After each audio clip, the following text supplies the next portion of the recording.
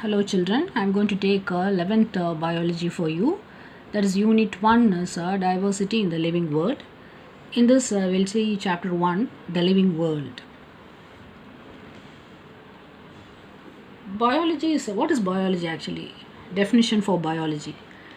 Biology is a science of life forms. The living world comprises an amazing diversity of living organisms. Yeah, you can see varieties amazing diversity of living organisms. Here I will show a picture. Diversity in living organisms. You can see the different kinds of animals, aquatic creatures, and different kinds of plants, flowers. So this is what diversity in living organisms. Early man could easily find out the inanimate matter in living organisms. Inanimate matter.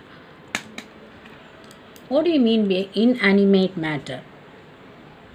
That is, you can see the sun, water, wind, soil, all these are inanimate matter according to him.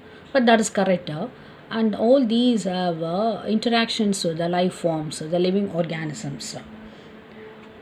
According to him, inanimate matter are all these things. How they will have an indirect effect on the life of living organisms. He was able to classify inanimate matter and living organisms. The description of living organism began much later in human history. That is, describing about living organisms. Based on some criteria, systematic description of life forms, identification, nomenclature, giving them a common name, classification, etc. How wonderful is the living world? Yeah, of course, the living world is wonderful. The extraordinary habitat in which we find living organisms. Pick living organisms. You can see the earth and its living world. Yeah, the nature is amazing. What are the extraordinary habitat in which we can find living organisms? Living organisms are supposed to occupy everywhere, all habitats. Cold mountains, deciduous forests, oceans, lakes, hot springs, etc. What is living? Yeah, living organisms has some characteristic features, or we can say living organisms exhibit some characteristic features.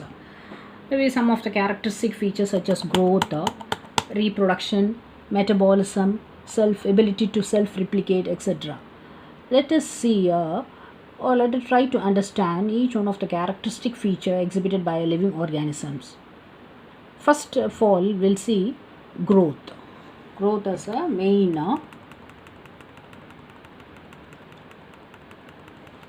characteristic feature which is exhibited by living organisms. All living organisms grow. What is growth? Increase in mass and increase in number of individuals or twin characters of growth. A multicellular organisms grows by cell division, that everybody knows. In plants, this growth by cell division occurs continuously throughout the lifespan.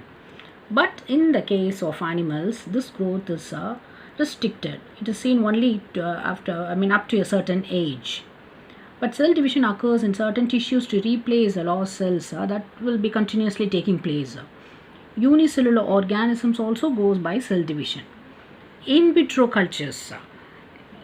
In vitro cultures, we can count the number of cells under the microscope. This is the in vitro culture. Actually, this is a plant tissue culture. Inside the laboratory, how they isolate a cell and they grow in the laboratory in the artificial environment. So they are said to be in vitro cultures. You can produce large number of cells, and from each cell you can see a small explant, a small plant. This is a plant tissue culture. Same way, animal tissue culture also can be done. Organ can be produced by isolating a cell from a particular organ. It can be grown in vitro in the laboratory. under sterile conditions. So number of cells, we can observe the cells under the microscope. In majority of higher animals and plants, growth and reproduction are mutually exclusive events. Increase in body mass is considered as growth. Non-living objects also growth if you take into consideration this increase in body mass. Yeah, mountains, sand mounds do grow. This kind of growth exhibited by non-living organisms is by accumulation of materials on the surface. In living organism, the growth is from inside. Growth therefore cannot be taken as a defining property of living organisms. Conditions in which it can be observed in all the living organisms have to be explained. A dead organism does not grow. So growth cannot be taken as a defining property of living organisms. Okay, growth cannot be taken as a defining property of living organism. Next we'll see reproduction. Reproduction is a characteristic features of living organisms. In multicellular organisms, reproduction refers to the production of progeny.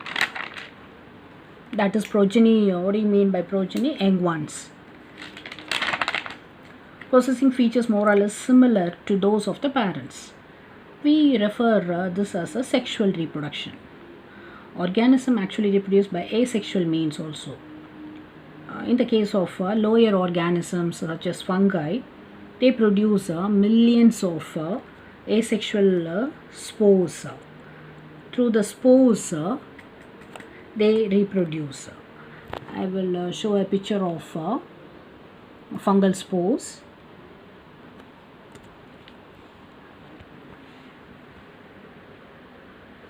And you can see the fungal spores. They produce fungi. They produce millions of these spores, which are capable of giving rise to a new one.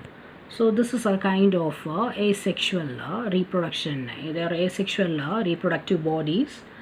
And in the case of planaria, this is known as a flatworm. This shows two regenerations, a kind of reproduction. You can see the flatworm. The body has been cut into three parts, and each part capable of giving rise to a new organism. This is called true regeneration, which is a kind of reproduction you can see in the flatworms, planaria. And fungi and algae also, they multiply. Some of the fungi and most of the algae multiply by fragmentation. This you can see, this is algae Spirogyra. In this fragmentation, the parental body breaks into two or more fragments, and each fragment will be capable of giving rise to a new individual. So this is a kind of asexual reproduction in the case of algae and some fungi. And bacteria and amoeba also, they also undergo asexual reproduction.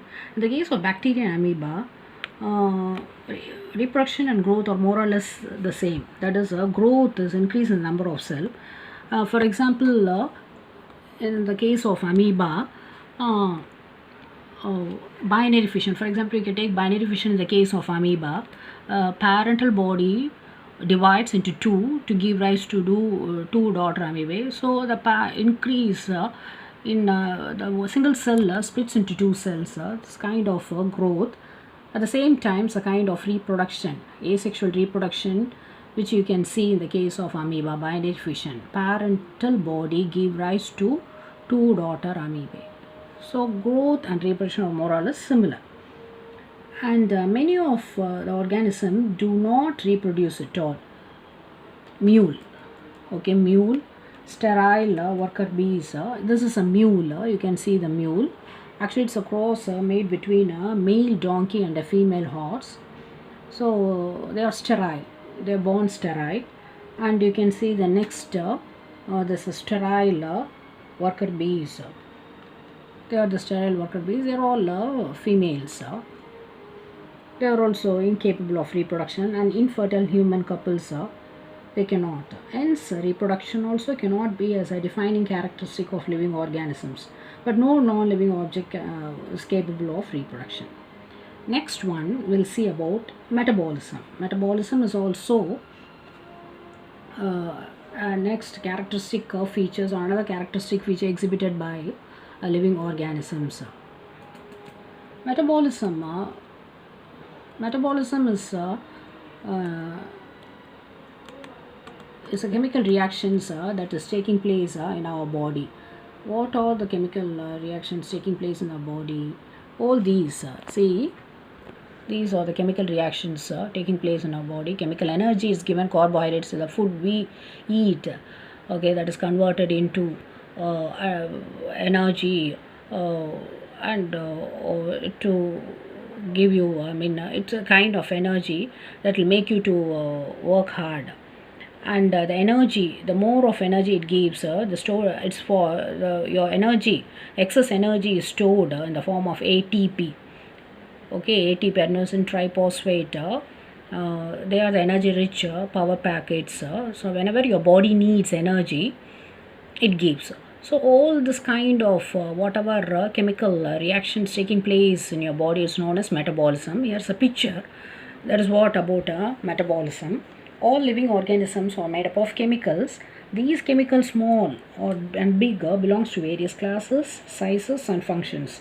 They constantly being made and changed into some other biomolecules. These conversions are chemical or metabolic reactions. That is what is a picture showing the chemical reactions taking place in your body. There are thousands of metabolic reactions occurring inside all living organisms, right from unicellular and multicellular plants, animals, all, even microorganisms, tiny microorganisms also exhibit metabolism.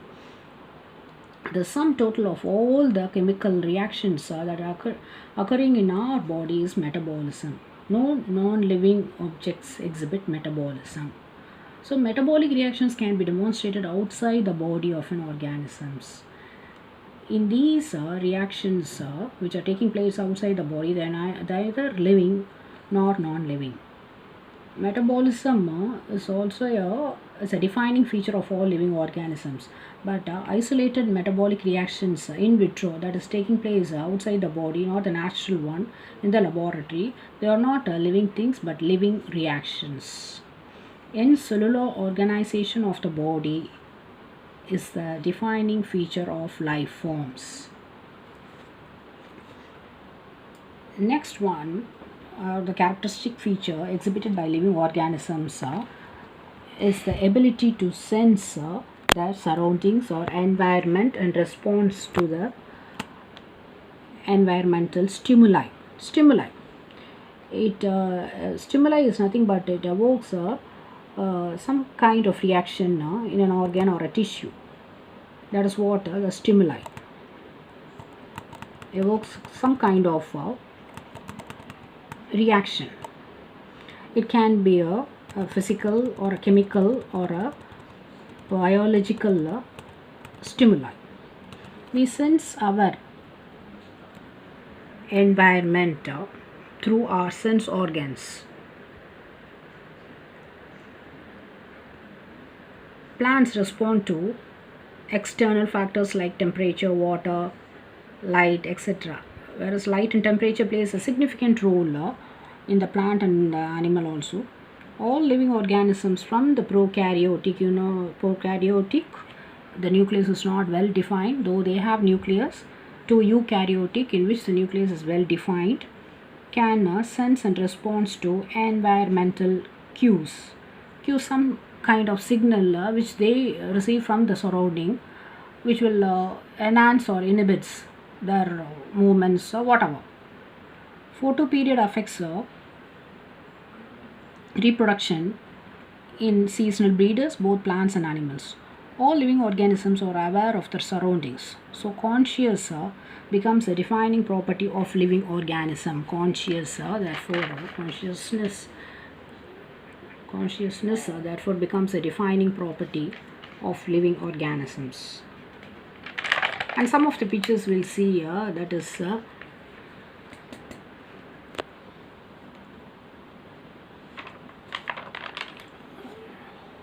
to show that how this you can see responding to stimuli. Touch me not plant. When you touch, immediately the leaves will turn off, it will roll off. So it's very sensitive. Touch me not plant. And then this and all the effects of environmental cues in which they will it passes sign for breeding or some kind of activity which happens in birds and animals, and this is photoperiodism in the case of plants. These are some pictures.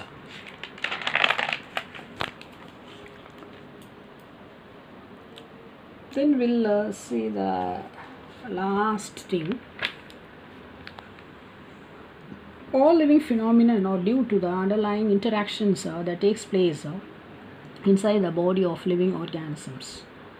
This phenomenon is based or this phenomenon is true which takes place is true in all unicellular and multicellular organisms. All the living phenomena are, once again I repeat, all living phenomena are due to the underlying interactions that takes place inside the body of living organisms, and this phenomenon is true in all unicellular and multicellular organisms, and even more true in the case of multicellular organisms where the organization of the body forms are more complex because they are multicellular, they are highly advanced. Therefore we can say that living organisms are self-replicating and self-regulating interaction systems capable of responding to external stimuli. All living organisms are linked, whether it's a prokaryotic or eukaryotic, or linked to one another by the sharing of the common genetic material. That is what very important. Now we have seen some basic things of living organisms, a characteristic exhibited by the living organisms. Later on we'll see about the classification, nomenclature, identification, all these things of the living organisms. Thank you. Have a good day.